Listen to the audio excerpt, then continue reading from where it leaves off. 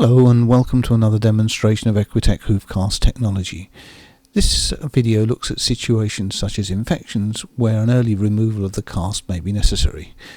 This is enabled by the use of screws instead of glues, as demonstrated on our long-term customer Bailini. During the process of the 2 years that we've been using cuffs on feet, our method of application has changed somewhat, and we've now moved away from gluing them on to screwing them on. The reason we put screws in them is if there is any likelihood of there being an issue inside the horse's foot after the cuff has been applied, we can, by removing the screws, remove the shoe more easily than trying to break the glue bond. This is the product that we've always had, but the application method has been modified. If you're looking at the base of the foot, you can see where it fits onto the horse. If you note the clip is actually cut in through the cuff to allow it to have contact with the dorsal wall of the hoof where the clip is normally applied. So we haven't elongated the toe at all.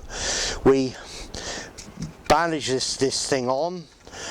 Once it is on, we then relieve the pressure by cutting that away, and by taking out anything that remains of the frog, so that we get a structure that is elastic upon the hoof capsule and is not impinging upon the blood vessels. We then insert some 3/8 number 3 screws, which are available from Equitech. Put 4 or 5 little screws in through the thickest part of the cuff. 1, 2, 3, 4, 5. I look a little bit closer, you can get more detail of where they've counted and sunk themselves in. That's enough to hold this thing in place for up to six weeks, even as long as 8 weeks. While these are on, they may even come separated at the top, but the cuff, I've never had a cuff out of the 96 we've done fall off when we screwed them on. This horse had this cuff screwed on New Year's Eve. It's now a month later, it's the 1st of February. You can see we were able to back these screws out with an ordinary Phillips screwdriver. Notice I've got 5 here and 2 in an upper level, just holding the top edge of the cuff against the wall. I put these on with 10 or 11 nails last time. It doesn't hurt at all to nail back into the heels of the cuff, because you're not going anywhere near the horn, and it does actually keep the heels of the shoe and the cuff in close relationship to each other. They don't tend to lift away. So we've risen the clinches, we've removed the shoe, just like we're taking a normal shoe off. And with a bit of luck, see this thing is still pretty rigid on there. With a bit of luck, we should be able to peel this off. There is a certain amount of glue actually within the product of the cuff bandage, which does sometimes adhere to the foot.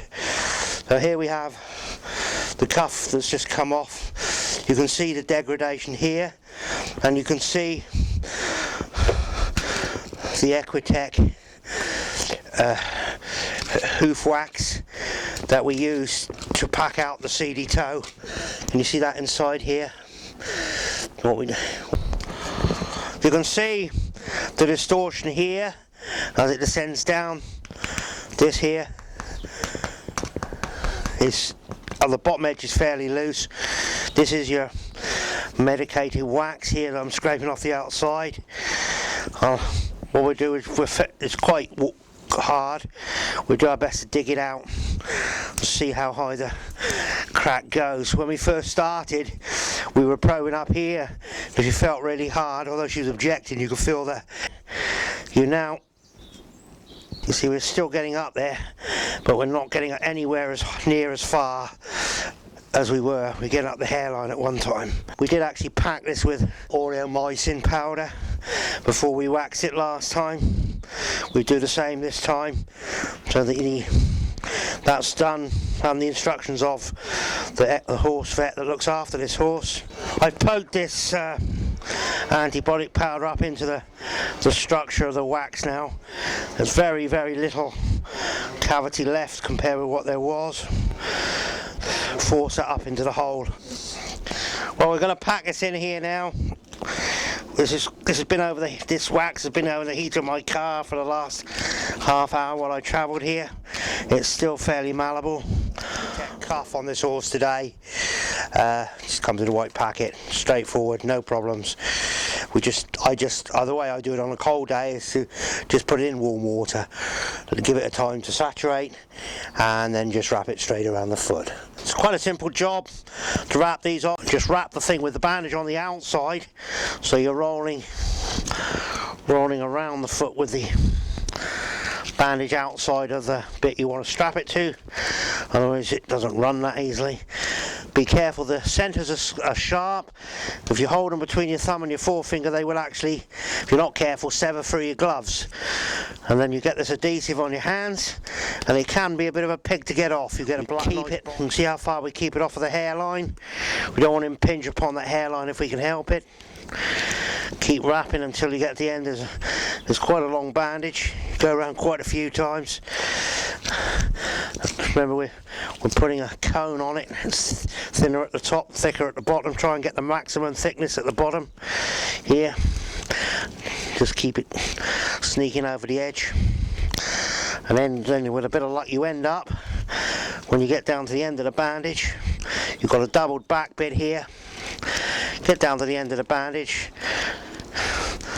pull that right onto the bottom edge, the last one round, and then just tuck the end underneath.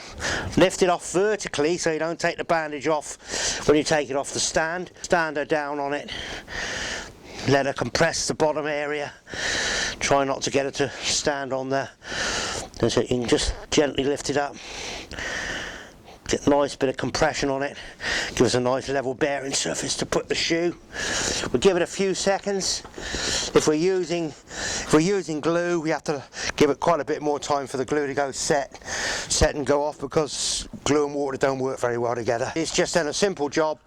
Cut the toe clip in, nail the shoes on, then ease out the inside with a little hacksaw.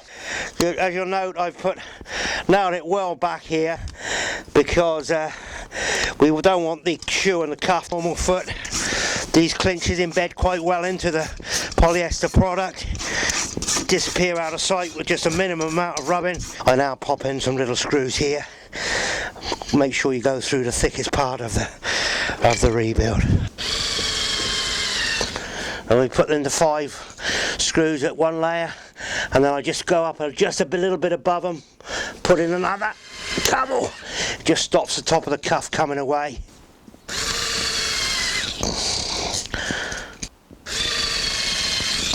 Take a little Stanley knife with a hacksaw blade in it, and we just whip out the inside. Okay, there's your screws. It's quite an art to this job. Remember, it's thinner here, so if you cut through there first, you'll find that you get into that lateral cleft, and you find the saw blade cuts into it quite easily. As long as you follow the lateral cleft, you're not going to go into anything too sensitive but underneath it. You'll see how it's gone through. You can feel it go through.